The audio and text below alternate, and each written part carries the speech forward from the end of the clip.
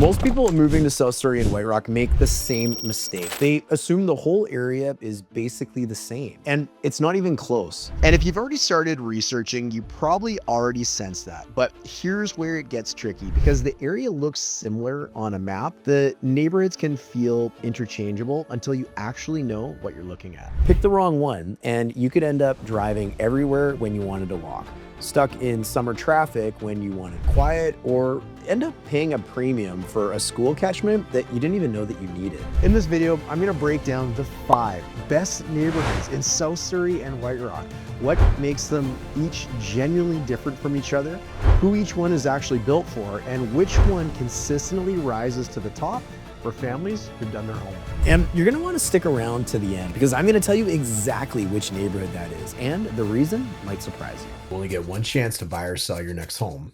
Let's get it right. Hey, before we kick off, if you're thinking about buying or selling in White Rock or South Surrey, the biggest mistake that you can make right now is relying on outdated advice or guessing your next move. The market has shifted, and what worked even 6 months ago could cost you tens of thousands today. My name is Darren. I'm a realtor living and working here in White Rock and South Surrey, and I've been helping families like yours buy and sell here since 2007. I've worked with hundreds and hundreds of home buyers and clients, many of whom found me right here on this very YouTube channel because they wanted straight answers, real local insight, and a strategy that actually works. On this channel, I break down exactly what's happening in our market, what to watch out for, and how to make smart decisions so you don't leave any money on the table. So if you want to stay ahead of the market, hit subscribe. And if you're serious about making a move, there's a link below in the description of this video to book a quick call with me and my team. No pressure, just clear advice so you can move forward with confidence. Now, before we get into each neighborhood, there are a few things that they all share that are worth calling out up front because this is actually what makes this corner of Metro Vancouver so appealing in the first place. None of these areas are high density. You're not going to find towers and congestion here. Traffic is manageable.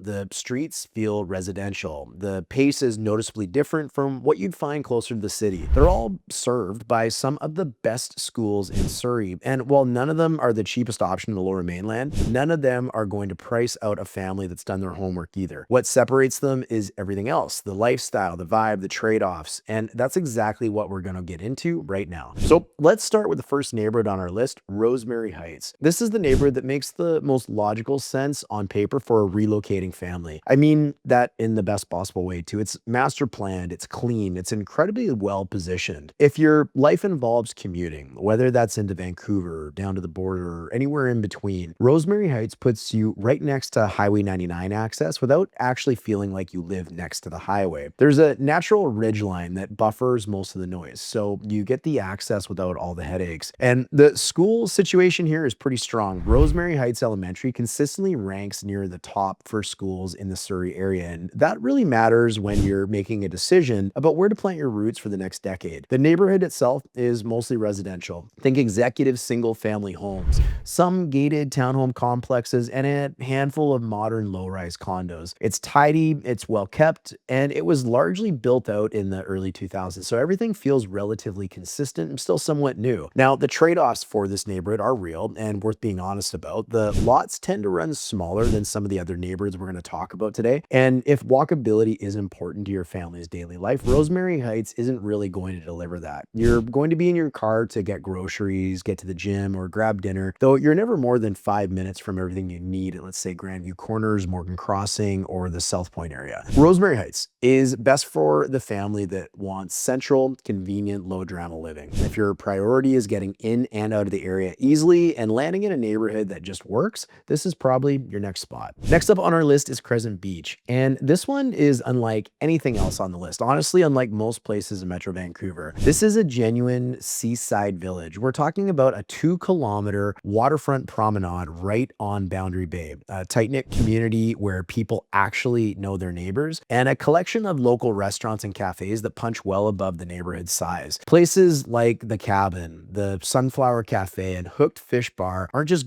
good for the small community. They're generally just good, full stop. In the summer, this place comes alive in a way that's hard to describe if you haven't seen it. The shallow water at low tide creates these massive sand flats that are perfect for families with young kids. Blackie Spit Park is right there for dog walking, bird watching, and just getting outside. And has the real energy that the other neighborhoods on this list simply don't have. But here's where I'm going to be straight with you again, because the trade-offs with Crescent Beach are significant. There is only one way in and one way out. In the summer, when everyone wants to be at the beach, the road fills up and getting in and out on your own neighborhood feels really difficult and becomes a genuine frustration. BNSF freight trains run right along the shoreline, and it's one of those quirky facts of life that the locals just accept, but it's worth knowing before you fall in love with a house down there because, well, trains are noisy. The neighborhood itself is also a bit mismatched in terms of housing styles. It developed over a long period of time, so you'll find everything from older cottages to newer builds sitting right next to each other. Crescent Beach is best for the family that genuinely wants small community feel and beach access as a non-negotiable. If that's your thing, you're gonna love it, but go into it with eyes wide open. On to Ocean Park, one that surprises people the most when they actually spend some time here. From the outside, it looks just like another South Surrey neighborhood, but once you're in it, it has this distinct village identity that's really hard to find anywhere else in the Lower Mainland. People know each other here. There's a real community culture that you can feel just walking around, and that's not something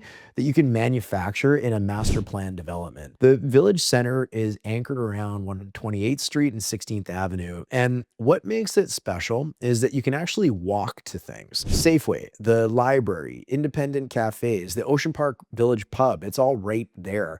For a suburb in Metro Vancouver, that level of walkability is generally rare. The neighborhood, it sits up on a bluff above the ocean, it's well treed, is low density, and it has that mature, established feel that takes decades to develop. You can't fake that. Now, on the school front, La Ronde Elementary is one of the most sought after French immersion schools on the entire peninsula. And in fact, probably one of the most sought after in the entire Lower Mainland. And it's right here. That's a significant draw for families who are making early French immersion part of their plan. Now, trade-offs. The housing stock, it tends to skew a little bit older. A lot of BC box and basementary style homes are built in the 70s and 80s in this area. That means you're buying something that's already renovated, or you're factoring in a renovation into the budget. Now, of course, there is newer properties when they've knocked down some of these BC boxes and put up newer properties. Those do exist, but the neighborhood largely this older generation housing stock in it. The trees here are big. The tree canopy that makes the neighborhood so beautiful also means a lot of the lots are darker than people expect. And because of the older housing styles, suites are also fairly common in this area. So it's worth doing your homework on any specific street before you commit. Ocean Park is best for the family that wants genuine village atmosphere, walkability, and a community where you'll actually put down roots and feel like you belong. Hey, before we get into the next neighborhood, just a quick heads up. If you're even thinking about buying a home anywhere in BC, you'll want to grab a copy of our free guide,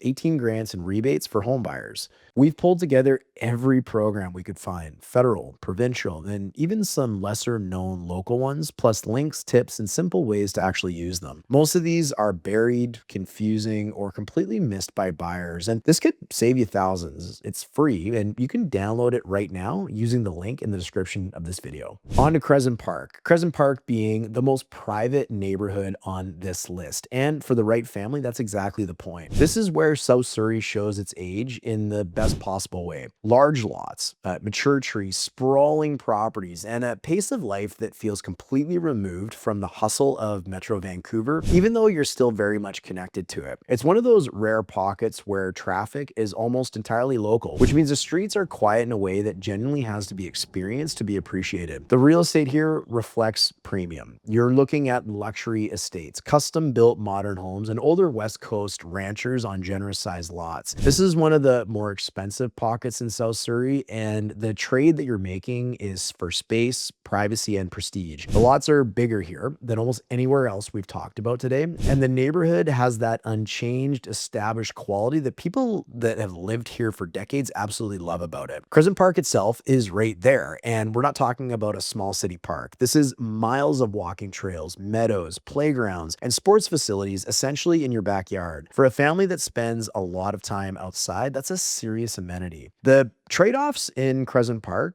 Well, they're this. Outside of the park, you're not walking to anything. There's no village center, no coffee shop, no around the corner grocery store to run to on foot. Your car is part of your daily life here. The schools are well regarded, with Crescent Park Elementary and the secondary school being Elgin Park Secondary, but this neighborhood is less about convenience and more about lifestyle. Crescent Park is best for the family that values privacy, space, and a property that generally feels like a retreat and doesn't need to walk out the front door to feel connected. And now, we get to the one I'd personally put my own family in. The area surrounding Bay Ridge Elementary in South Surrey, sometimes called Sunnyside or the Bay Ridge Pocket. And I want to be clear about why, because it's not just one thing, it's the combination of everything that makes this neighborhood quietly the best all-around option on this list for families. Let's start with the schools, because that's where this neighborhood really separates itself. Bay Ridge Elementary consistently ranks as the #1 public elementary school in Surrey, not top 10,